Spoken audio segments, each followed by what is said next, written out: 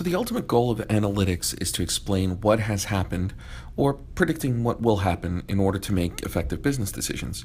When we predict revenue, we're forecasting out what's going to happen, say, 3 months, 6 months, 12 months into the future or more.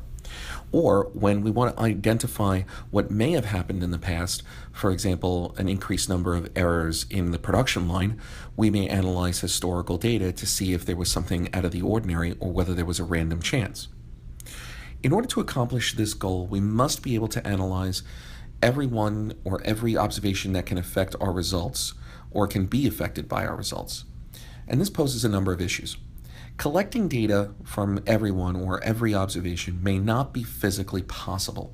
You just cannot survey the entire country or the entire planet, or you may not be able to test every single production item that comes off an assembly line. Collecting this data, even if you could do it from everyone, is just going to be cost prohibitive. So beyond the fact that you could actually do it if you could, it's just going to cost an enormous amount of money to actually execute that. The other thing is we may not have data from everyone because we haven't interacted with them. So there may be a general part of the population who's never had any interaction with our company or with our organization, and therefore we don't even know that they exist. Sampling, therefore, alleviates these issues by allowing us to use these statistical methods to make inferences about larger groups. Let's take an example. Assume we wish to understand how everyone in the United States will vote in a presidential election. Now, we know this happens all the time, every 4 years. The networks and other organizations are constantly trying to figure out how everyone is going to vote in an election. It should be obvious why this presents so many problems, from physically surveying everyone to the cost associated with surveying everyone. And in addition, respondents can lie about their tendencies for various reasons. They may not want to know, or they may be purposely lying to throw off results or believe that they can throw off results. So our goal will be to create a sample that would most represent the population of voters so that we can get a better assessment of what is actually going to happen. The group of interest in which we're trying to infer what will happen is called the population, and it contains the entire set or every member of the group for which we are attempting to draw this inference. When we draw a group from this population, we're trying to determine what are called the sampling units. The sampling units refer to the units of the prospective selection. So these are the individuals or items that are focused on what we're trying to identify. Finally, the subset of the population used for analysis to infer something is called the sample. And this is the subset of the population that we are trying to identify. Here's an example of the United States, and we have a number of voters here. We have 326 million people as of 2017. This population is just too big to survey. Therefore, we try and take a sample. But think of something like this. What if we only took people who were in New England? Would that be representative of the entire population? What if we only took New York or San Francisco and examined those voters? Would that be representative of the population? Would that tell us how the entire country is going to vote? And the answer is most likely not. So the sample that we choose should be representative of the population. If it is, then we're able to infer something about that population. So we want to make sure that we have individual pieces around the country that would have a somewhat representative sample of the United States, which should tell us in general how people will vote. Now, there are different types of samples and there are different ways that we can get a sample. However, the most common way is to generate some sort of random sampling, and it provides an equal chance that every member from a population will be selected. There are 4 different types of samples: simple random sampling, block random sampling, stratified random samples, and clustered random samples. The key to all of these samples is that there is a random selection component. And in Excel, we will create a random number by either using the RAND function or the RANDBETWEEN function. In Excel, the RAND function provides a random number between 0 and 1 from a uniform distribution. So recall from an earlier set of slides, we saw that the uniform distribution said that there was an equal chance of every number coming up, and it was the box diagram where we had a lower bound and an upper bound, and there was an equal chance of every number in between occurring. The second function is RANDBETWEEN, which produces a random whole number, no decimal places, between x and y from a uniform distribution as well.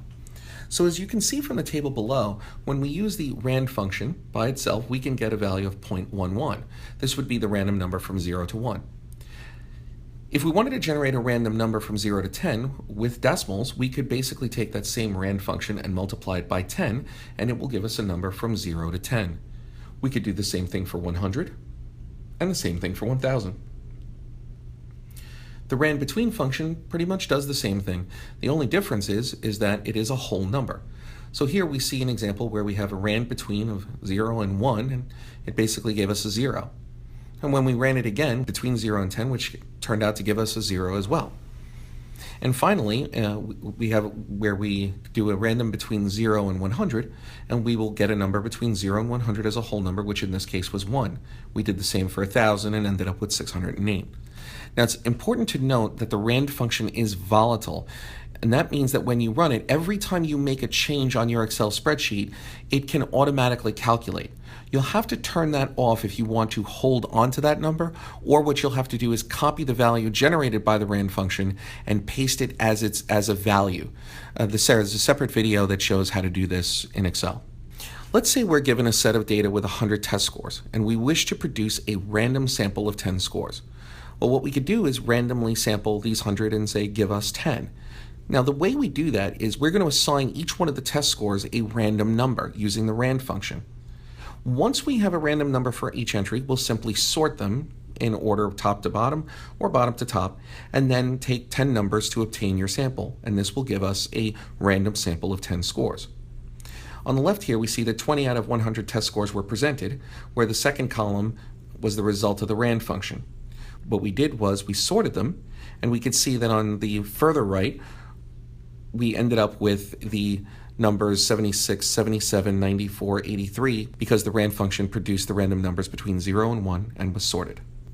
We have the notion of a block random sample, and a block random sample basically divides the set into blocks based on the sample size you wish. So if we're looking for a sample size of 10, we would divide our previous example of 100 test scores by 10, obtaining 10 blocks. So the first 10 entries are in the first block, the next 10 entries are in the next block, and so forth. And this is equivalent of saying that we are going to select the kth entry of each block for a sample size of n. So what we might say is we're going to choose the fourth entry in every single block. And the number 4, would be randomly selected. So once we have our blocks, we can then choose a random number from 1 to 10 using the RANDBETWEEN function to tell us which entry in each block to select. On the right, we have used Excel to calculate which number in the block for each entry we want, 1 through 10, and this is known as the selection. In this case, 4 was chosen. And then what we can do is we can use the Excel if function to match the record in the selection and place an X to tell us which ones we were going to use. So this gives us the concept of the sampling interval, and it is the interval between selections. In this case, it's 10, otherwise known as the kth entry. So it's the kth entry, which is the fourth entry out of every 10, and the interval will be 10. You can also use a lookup function, the VLOOKUP function, to actually pull those test scores out and put them into another data set so that you don't have to do them manually. In a stratified random sample, what we might do is we create blocks, but instead of choosing, say, the kth entry, or we would choose a random entry from each block a little differently. So let's assume we have our test scores. However, we have 60 female students and 40 male students. What we might do is split the data into male and female students. If we took 50 random students each, it might not represent the data very well because we could have an overabundance of female or an overabundance of male, and our real ratio was around 60-40. So therefore, what we would do is we would split them into the female and male, and then choose 6 students according to the proportion from the population that are from the female group, and 4 students from the male group because the proportion of male students was 40%.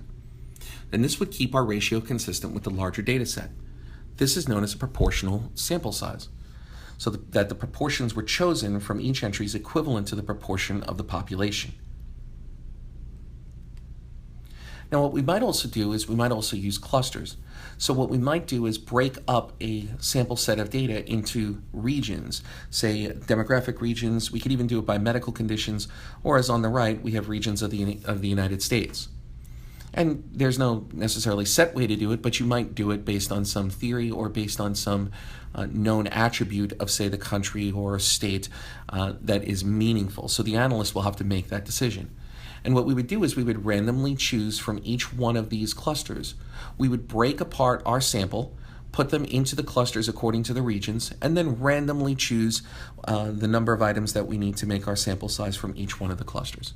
We could also use proportional sampling to indicate the different proportions within the regions.